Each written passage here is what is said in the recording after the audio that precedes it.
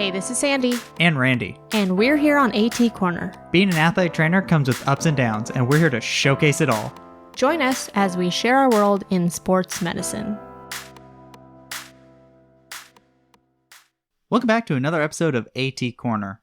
This interview episode, I think, is coming at a very clutch time in the athletic year or the normal year. Yes, but it's not coming for a clutch time for my voice, which I just lost. No, definitely not. It's coming back. It's coming back. We're almost there. Yes. But ironically, this interview episode is about interviews. It is from someone who has been on so many interview committees, much more than you and I. Oh, big time. Do you want to introduce him? Yes. So we are interviewing Ruem Malasarn. He received his bachelor's from Cal Poly Pomona and his master's from Fresno State. He is currently the Assistant Athletic Director for Sports Performance at his alma mater, Cal Poly Pomona, and he has been there for 22 years. It's pretty awesome. He also serves as the Far West Athletic Trainers Association Convention Committee Commissioner. Which means he is the big boss. Yes, he is instrumental in putting together our annual convention.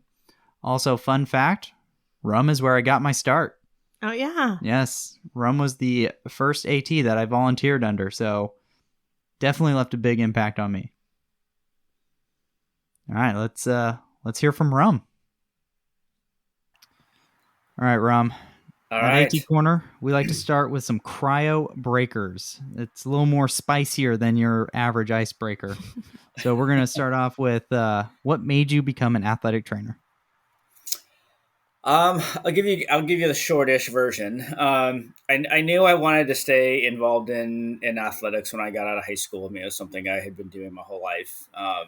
My mom for years was pushing me into healthcare of some sort. She's an RN. She'd been an RN for 30 years.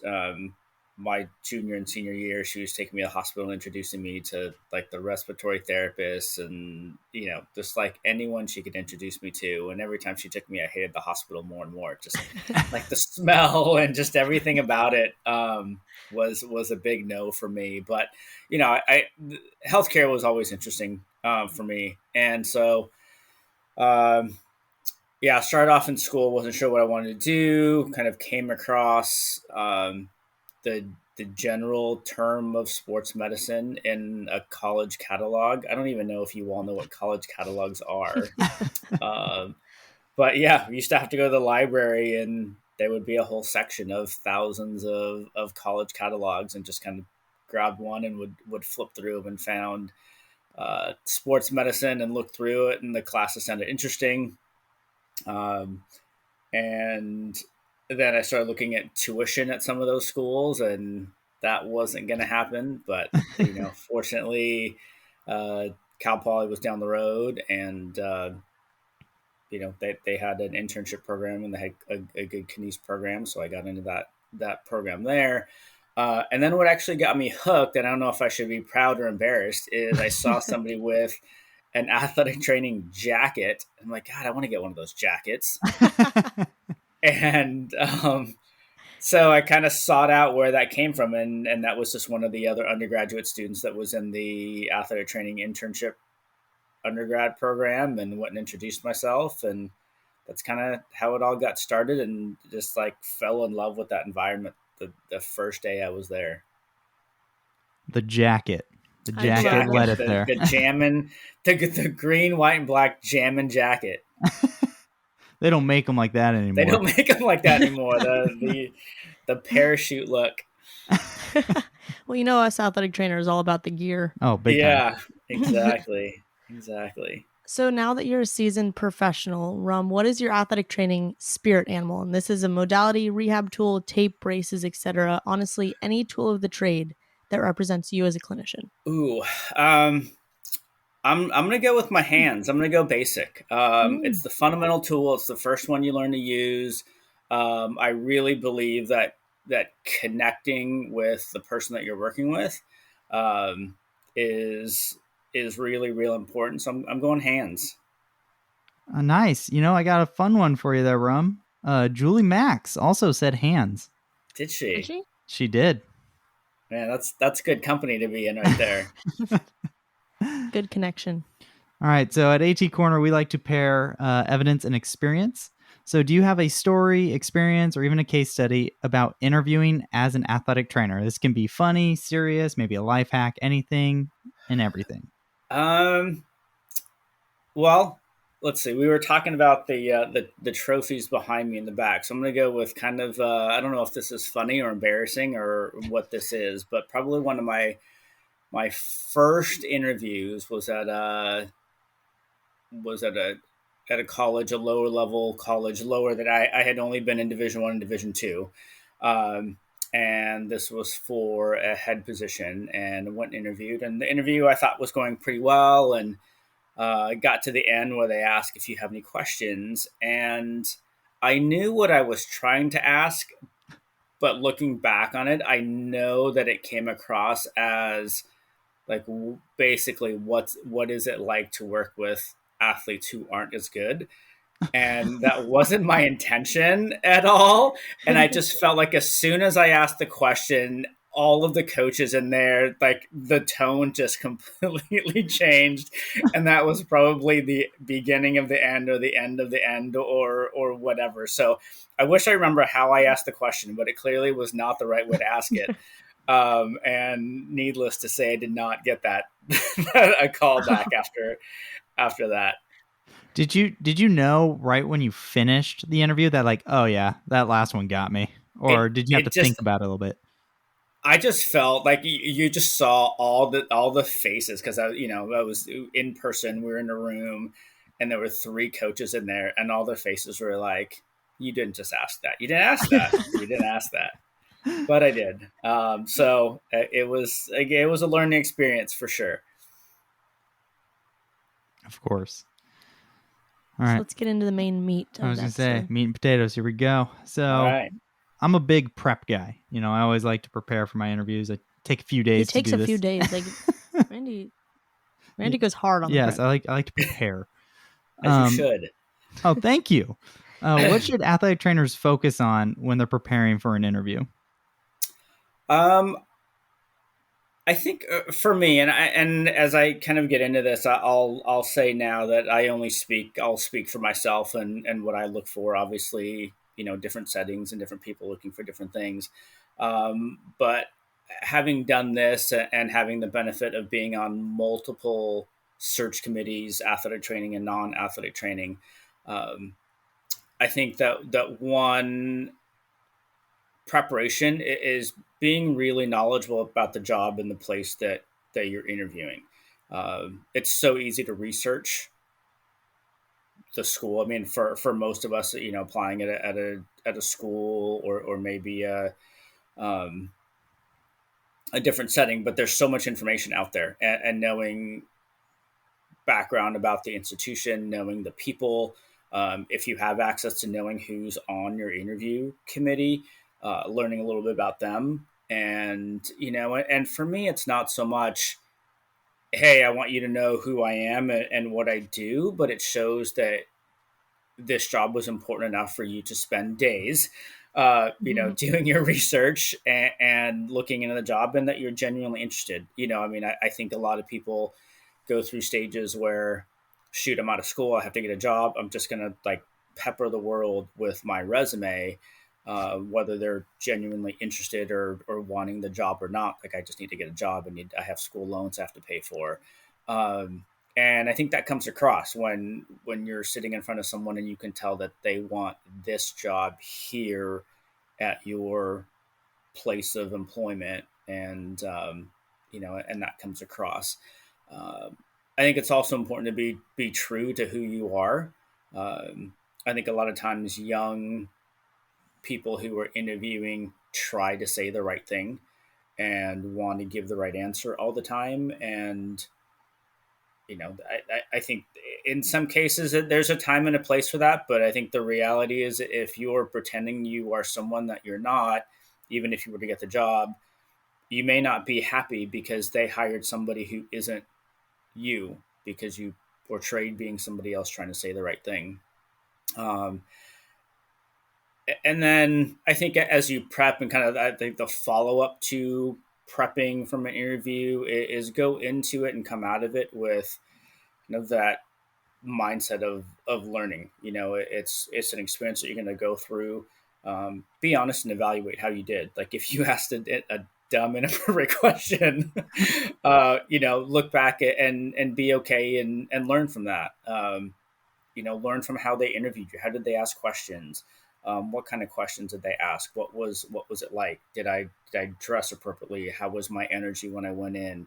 What were the questions like? Were they the standard questions, or did one of them kind of catch me off guard, and I had to think about that one a little bit? And I always took notes. I mean, I haven't interviewed in a while, but I was always somebody who took notes and wrote stuff down for my next interview.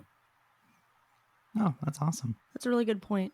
Also, going back to the point that you were saying about prepping and learning about the school, sometimes I've done a lot of interviews. I've been on a committee or two, but I feel like I've been more on the end of being the interviewee. And actually, one time I did have a school ask me just point blank, "What do you know about our school and about our program?" And I just had to basically list off everything that I knew. So actually going kind of more into that, are there any basic or staple questions that you think athletic trainers should prep for or have an answer to? Just a vague answer, at least not necessarily rehearsed. Yeah, I think at least in the athletic training interviews I've been in, I think you get those basic ones of, what do you know about the school, or why do you want to work here? What are your strengths and weaknesses? You're almost always going to get some type of conflict question. Did you have an issue with a coach that you had to deal with? Did you have an issue with a player that didn't agree with what you did? And how did you resolve that? I think that's going to be somewhere in there. What was the worst injury you ever dealt with, and how did you manage it? I think there are some standard questions that I think schools will ask, or places will ask. And I think that the questions tend to be more standard if there are no athletic trainers on the panel, because they don't know what else to ask. Yeah. Basically, so if you're going to a smaller place where there's only one athletic trainer, or you're interviewing for the head position and it's all administrators and coaches, those are kind of I think the questions that are recurring over and over again. Is I think the conflict question and the dealing with an injury type question are pretty standard. Kind of along the lines of that, what about the one that, I always feel everyone starts with, the simple, tell us about yourself. Like what, Yeah. in your opinion, what is the committee looking for in that answer? Because I've been lucky enough this time to finally be on the other side and interview people, and I have gotten a wide range of answers to everyone's interpretation to this question. So what do you guys look for? What do you look for when you ask that? Yeah, and that's usually kind of the first question, or one of the first questions. And to me, as the interviewee, it's your opportunity to make a connection, and it's your opportunity to set the tone of the meeting and set the energy of the meeting. I think for us, or when I'm asking that question, I think it's like, what do you prioritize? Because you're going to share what's important to you, or at least what you feel is important. So whether you talk about yourself as an athletic trainer, or your education, or where you worked, or your experiences, or you talk about family, or you talk about, your hobbies and that and what you do, you start to see what that person values.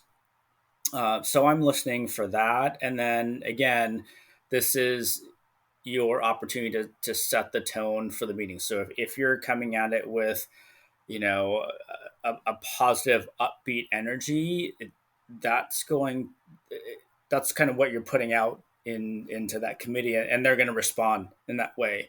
If you're really kind of stiff and uncomfortable, that's going to come across as well. So to me, that question is a little bit about content, but I think as an interviewee, that's your chance to really let them know who you are and what you're about, and making sure that you're I think for us, being really positive. I mean, we're like a very positive energy.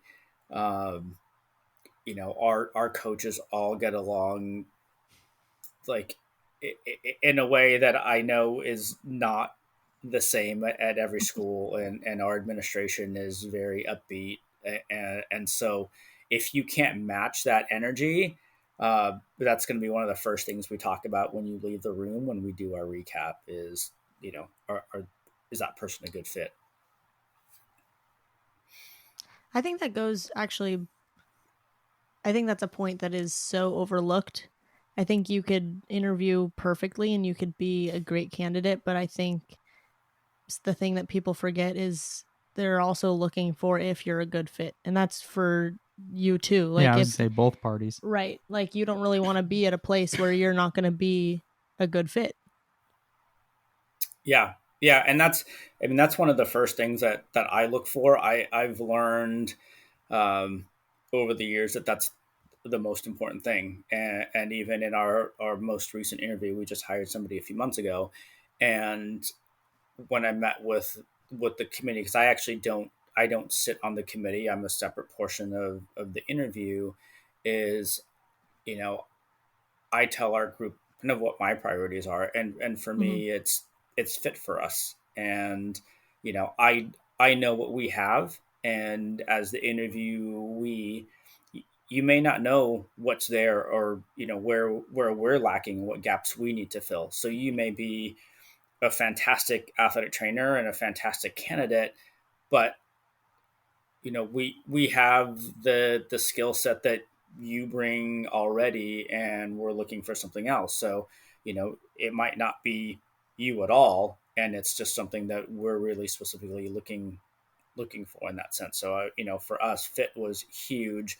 And I also think, at least for us, and sometimes the other administration has a hard time wrapping their head around this, is the last thing I'm looking at is athletic training ability, because one, I can't judge that in 45 minutes, and two, you all come out with education and experience, um, coming out of the programs, especially the programs around here that are so good.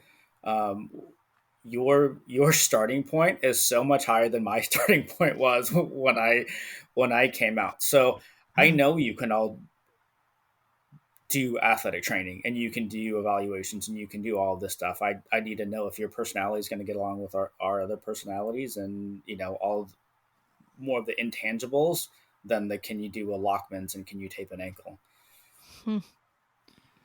Yeah, I remember. I think I was talking to maybe Julie about it too. She kind of had the same thing. Like, if you have your BOC, like we know you can do the job.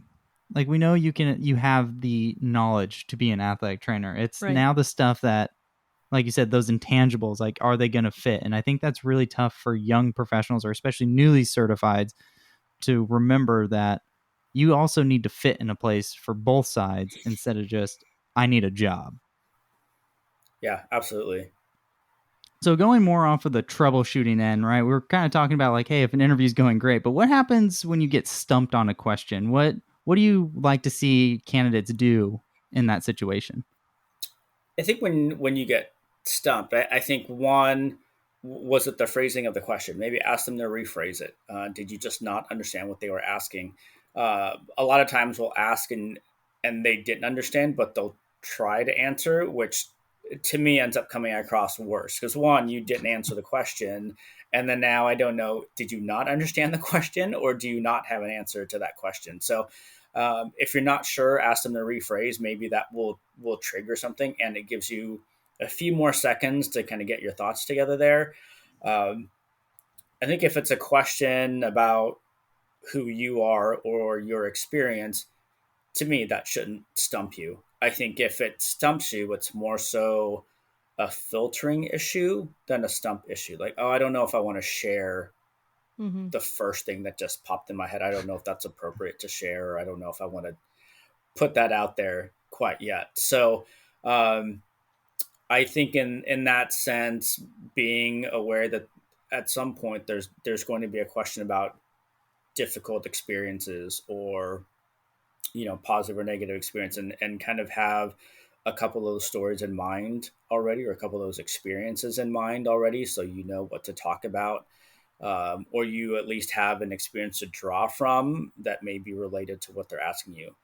I think if it's a knowledge-based question and you don't know, say you don't know. And I think that's really scary to do at an interview. But if they're asking you a question about actual factual information, they probably know the answer. So if you're BSing your way through that, again, it's going to come across worse than just saying I don't know, and then maybe sharing why you don't know. I've never had to deal with that situation before, or that wasn't part of our curriculum, but I would love, that's something that I've been interested in. I just haven't had a chance to learn more about it yet.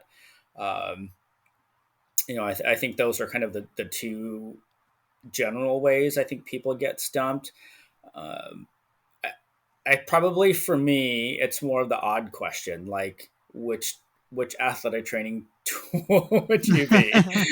And I like to ask those, and I've had very in-depth discussions with our senior associate athletic director, and she's like, yeah, Rum likes to ask these crazy questions, and not real questions. But I think for me, that again, it shows really kind of their mindset, and a little bit of their personality and kind of their priorities.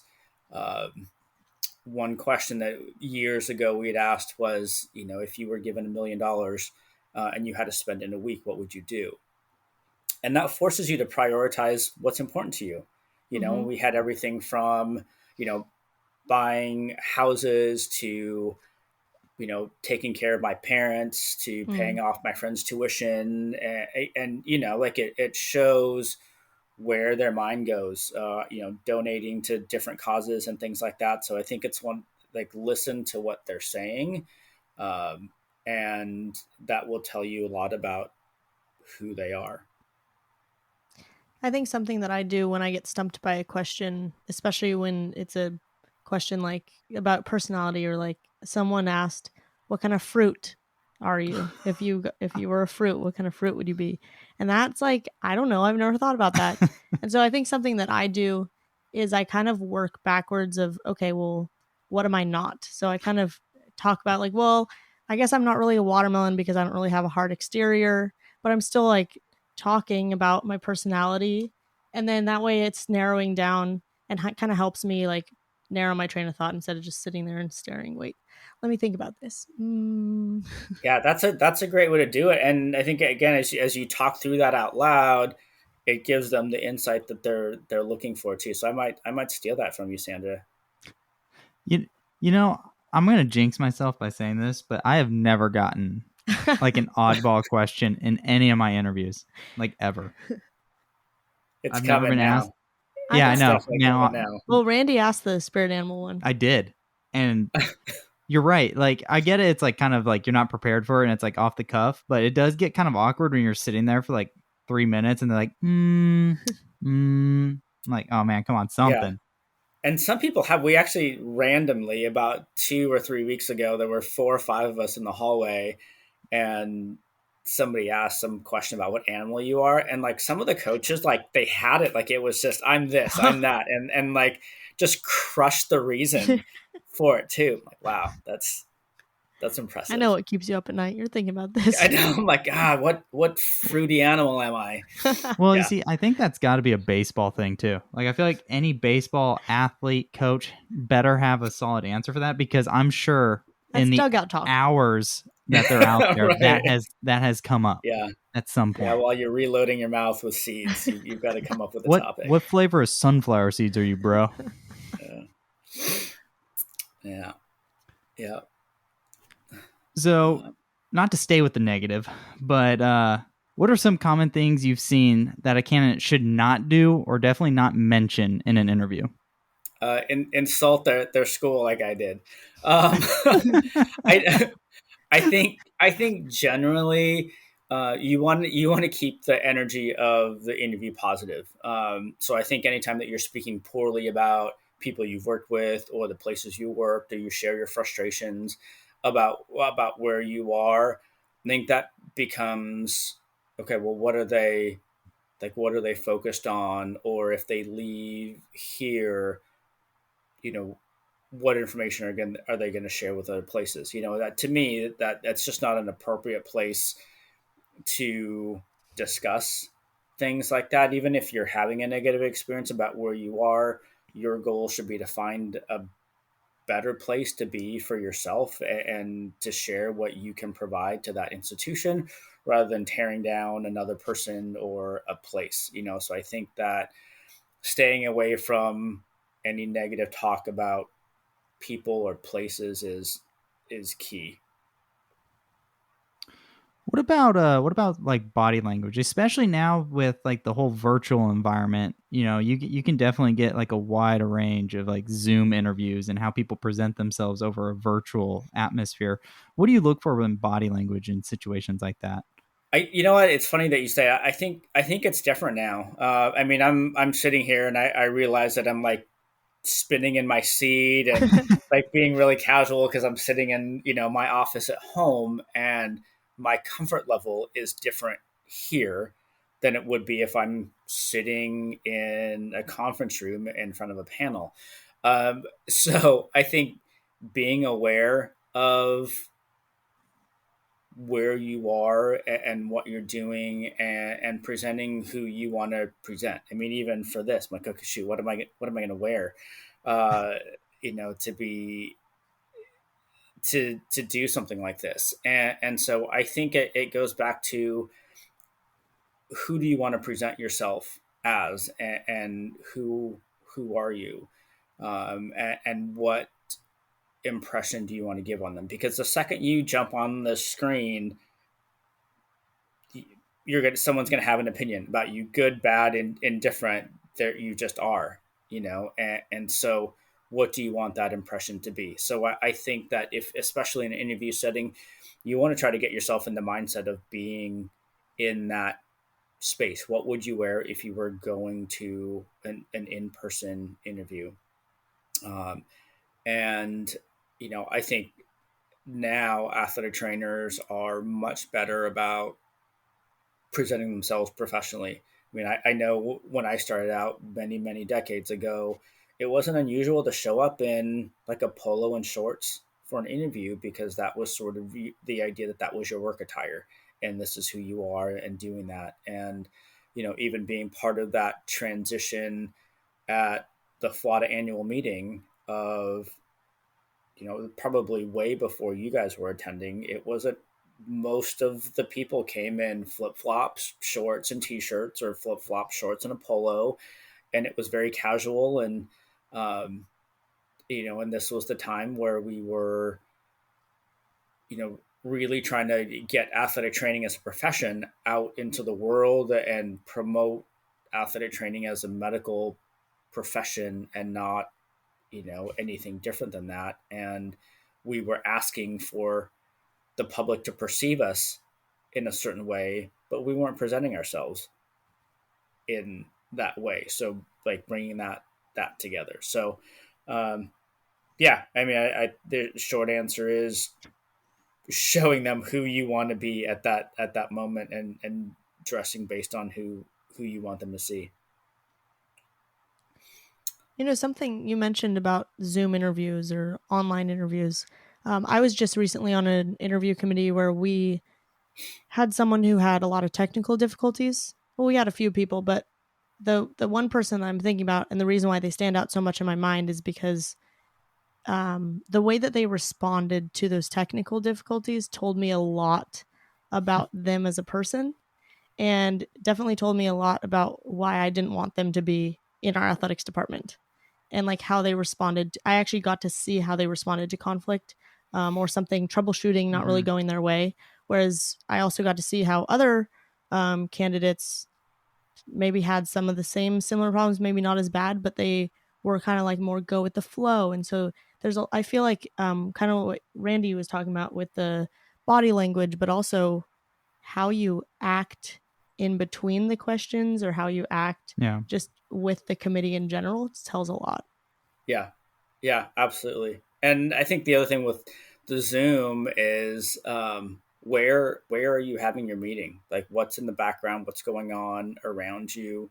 Um, some and I haven't seen this as much in interviews, but when we were kind of in the middle of every single meeting we had during the pandemic was a Zoom, you could tell the transition from the April, May, June meetings to like the September meetings. Like everyone was over it by then. Like there were kids in the background. There's like food on your shirt, like backwards hat.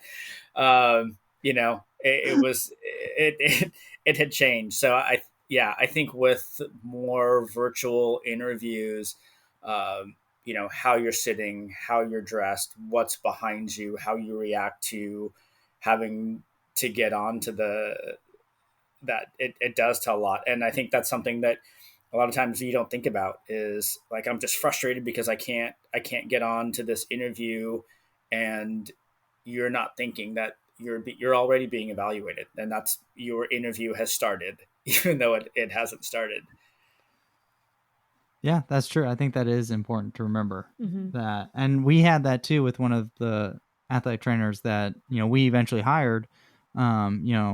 They were having technical difficulties and hey, hung with it. And I mean, and I felt, I felt for her because it was like, man, this is pretty tough because she was newly certified. So I was like, man, this has got to be even Oh. more Yeah, stressful. she's Like, already nervous. Yeah. so you make it through your interview, you're rocking it, you're killing it. You get to the end, and now it's open to questions. What do you guys like to hear from candidates when they have questions? Yeah, that's a great question, and I think this is something that younger or newer interviewees, whether athletic trainers or otherwise, need to really think about, because this is where you have to have the mindset of you're interviewing them as well. Uh, so I think the worst thing you can say is no, I don't have any questions. There is no chance you have no questions. You don't know the place, you don't know the people, you've never worked there, you don't know really anything about the school in a deep sense. So to have no questions is almost like, I'm actually not interested in this job. Thanks for talking to me for an hour. Uh, so I think you definitely should have questions that matter to you, whether it's what's the work environment like, what can I expect my first 2 or 3 months in this position. Um, I think that's going to vary for everybody. I think somebody who is 24 years old and just really wanting to get out there and do anything is going to have different questions than maybe somebody who's my age with a family and different responsibilities of what I'm looking for in a job as well. So I think the work environment piece and just various versions of what that's like are important things to ask, because you want to, like we talked about earlier in this, is you want to make sure that you're going into a setting that fits who you are as a person and as an athletic trainer as well. And you want to try to find out as much information about that school as possible. And as they're answering, you should be doing the same thing, listening to their words, but listening to the tone, seeing what are their mannerisms as they're answering the question. How quickly did they come up with an answer? Are they trying to say the right thing versus what's reality? And learning through that piece of it too. Because if I think your gut will tell you things. It's just a matter of whether or not you're willing to listen to it and interpret that the way that you should. Um, I think that it's hard sometimes to know whether you should ask about work hours or pay or different things like that, because you don't want to sound like um, you're already trying not to work. We've had somebody ask about um, what the retirement plan is like, and they were probably in their mid 30s. Mm. So either they're just, you know, exceptional financial planners, and they're, that's just something that's really important to them. Or maybe like, what, you love us so much you're planning on being here for 30 years, and whatever that is. I think those questions like that can be interpreted Mhm. in different ways. So but yeah, I would say primarily, again, ask questions that are going to give you information about the job that you're applying for. That's a good point too. Because like in terms like that, like a lot of these schools, like that retirement information, like to be honest, like you can probably find that. Like you don't need to ask the committee. Like I'm pretty sure the HR page will have at least some information. So that, like, I know when I'm asking questions, that's what I'm trying to ask is stuff that I can't find out on my own. Like, oh, you want to ask the boots on the ground, like what's the situation like? Yeah. We've had people ask how many sports we have. And Oh, so, yeah, like just slide that you're done. thanks, You're thanks done. for coming. I know when I'm prepping, I look first. I kind of highlight the things that I am not 100% sure on or something that I want to find more information on. Like in this last job that I got, I asked about, I saw that you have a mental health referral program. Can you tell me a little bit more about that and how athletic trainers are involved? And then because of some of the things that I've had in the past with mental health and like, or I can talk about how, how I can increase that or how I'm looking for a place that so and so I can help with that mental health program or something that kind of goes along the lines of who I am as a clinician. Um, and that's usually where I start Hmm. for my questions. Yeah. And that's a good piece to have thought about as well, because a lot of times interviews will end with, "Is there anything else you want to tell us about yourself?"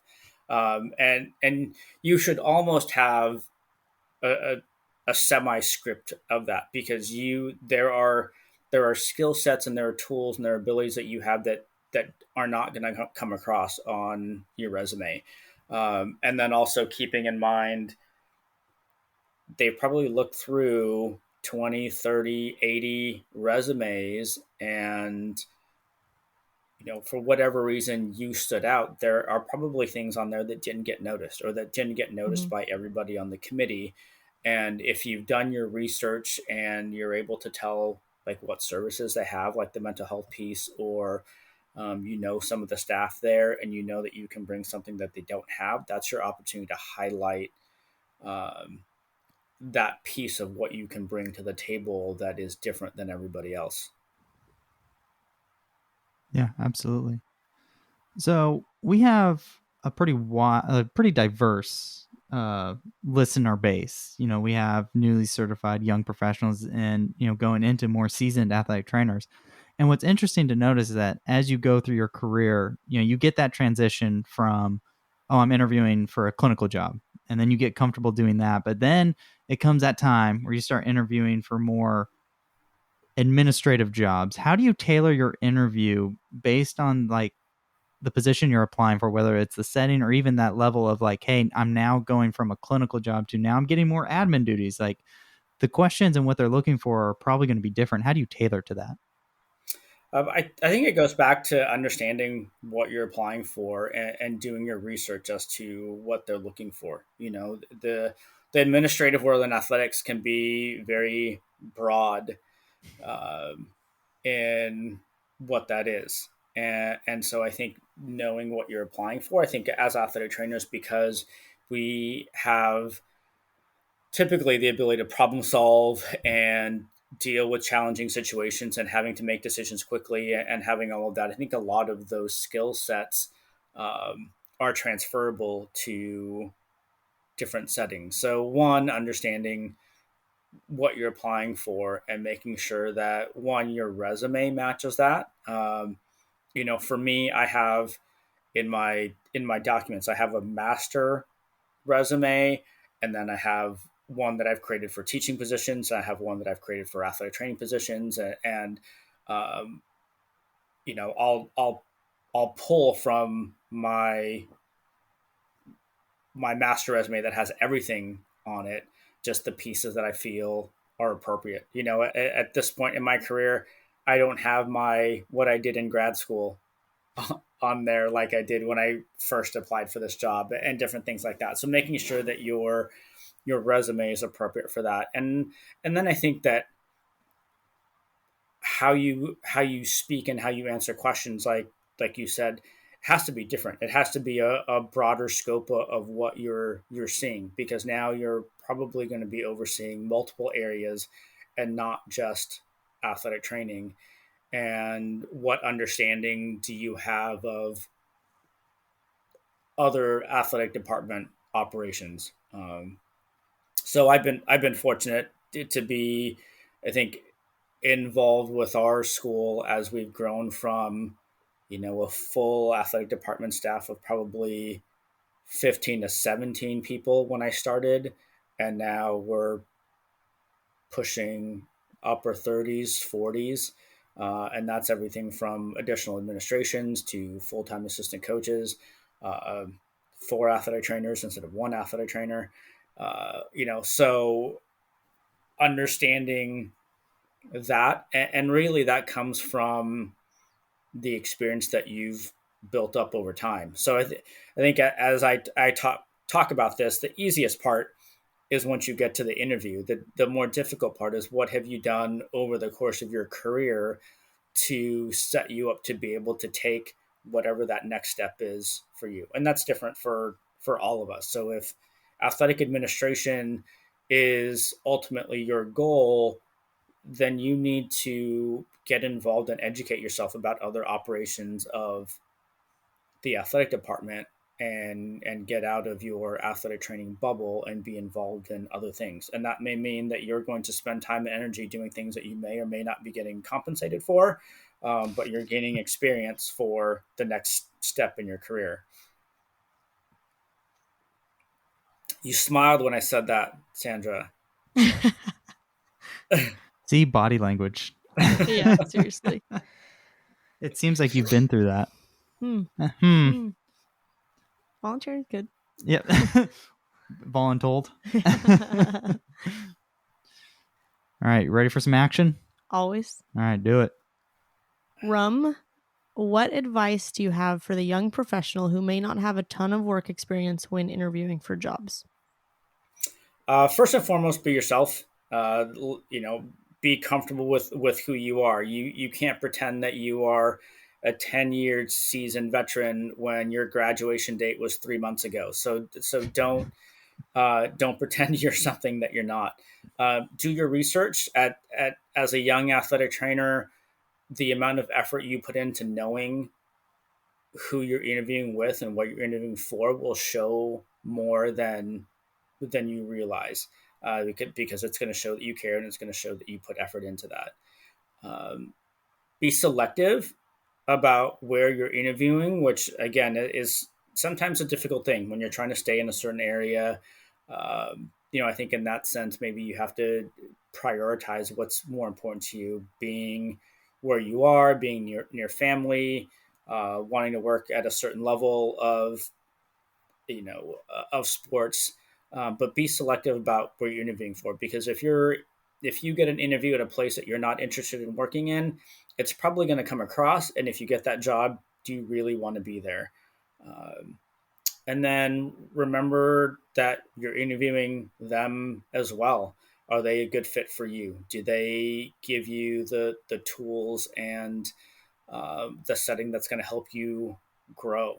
As a new athletic trainer, do you need to go somewhere where you're working with other athletic trainers so that you can learn from them as well? If you go somewhere where you're by yourself, you'll definitely learn, but you're going to learn in different ways, right? They both provide different options and different opportunities to learn.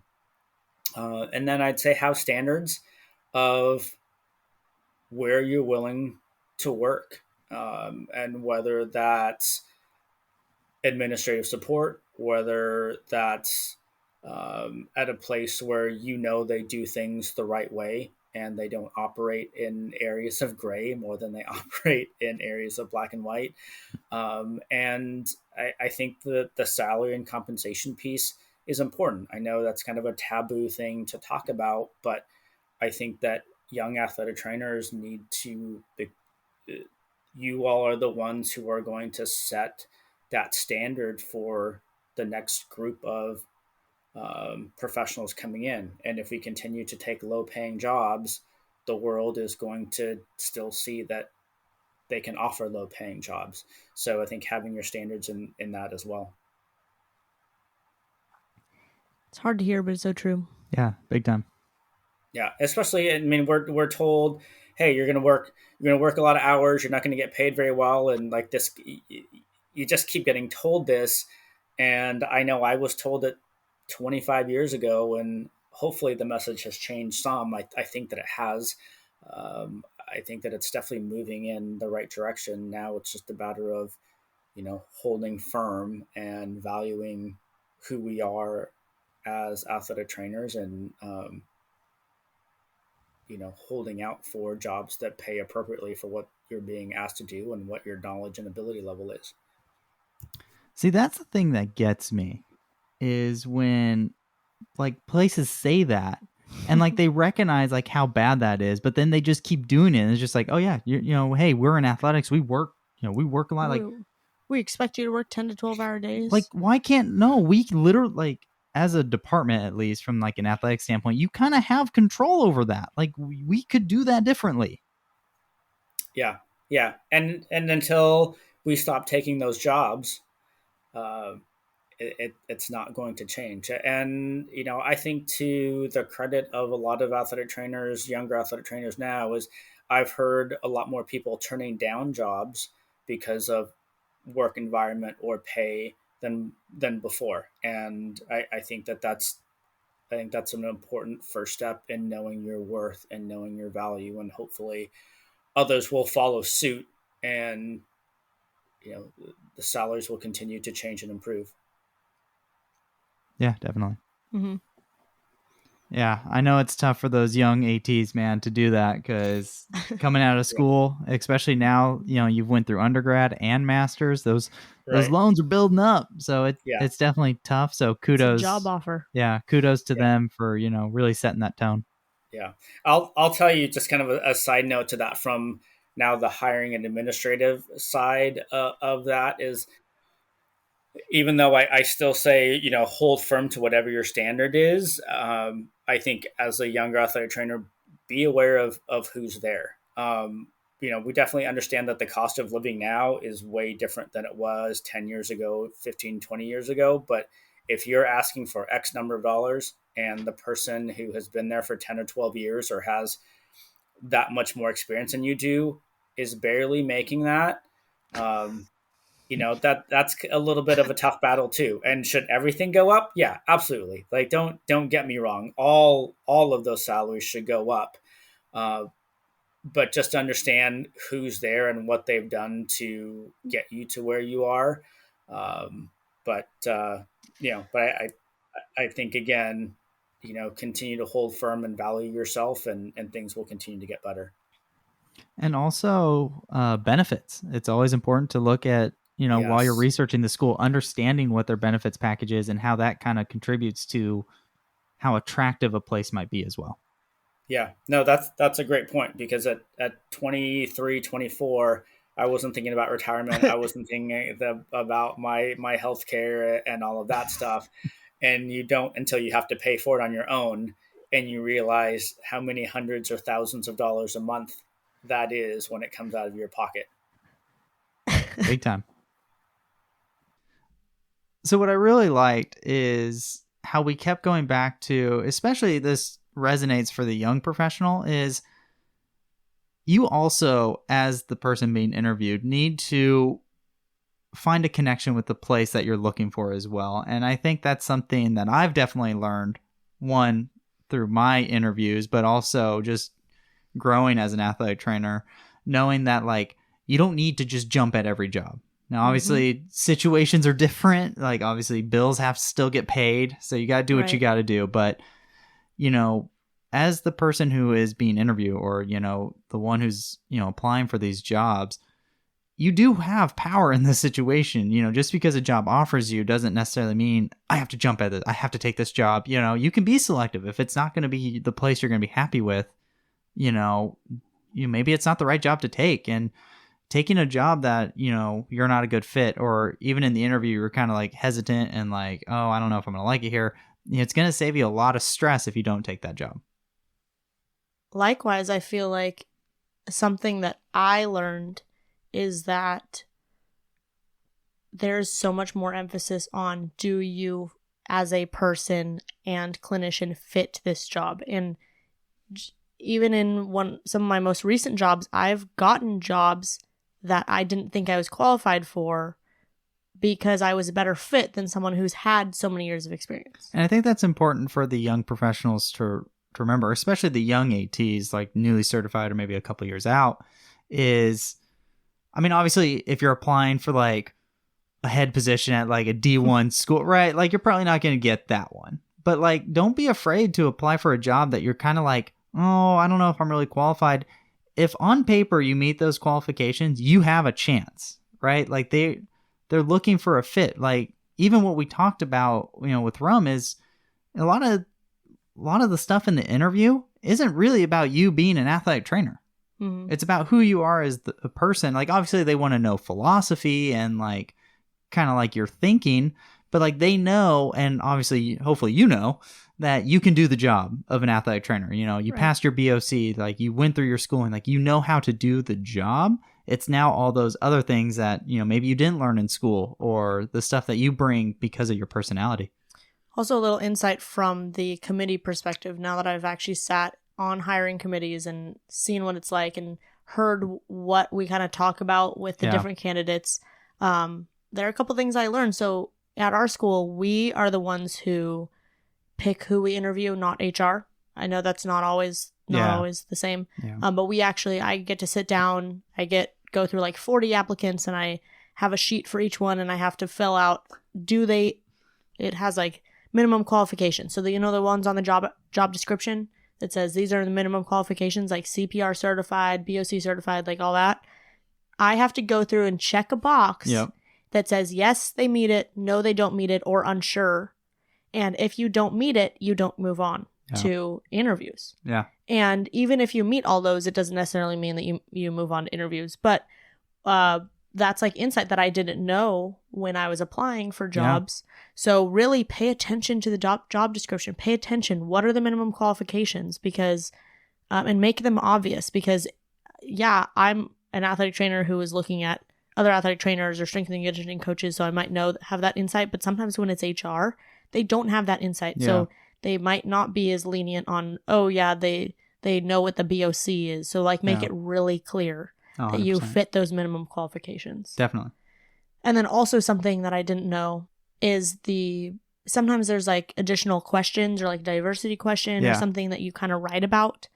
Make sure you actually pay attention to that. It's not something that is just on the application. Like it's on the application for a reason. Like there are some people who we disqualified because they didn't answer some of the supplemental questions, or they didn't answer it in the way that we were looking for, or something like that. So those supplemental questions are so important. Also on the flip side, I think you've told me before is don't include anything that they're not asking for. Right. So if you add any additional documentation, sometimes that could be disqualifying. Or if you don't include, like if it says to upload your CPR, and if you don't, even though you have it, if you don't upload it, then that could also be disqualifications. So some of those like minute details, make sure you have someone look over your application. Definitely. But I think we learned a lot about interviews. Yes, absolutely. Like I thought this was, I know I learned a lot just from the interview, so I'm really excited.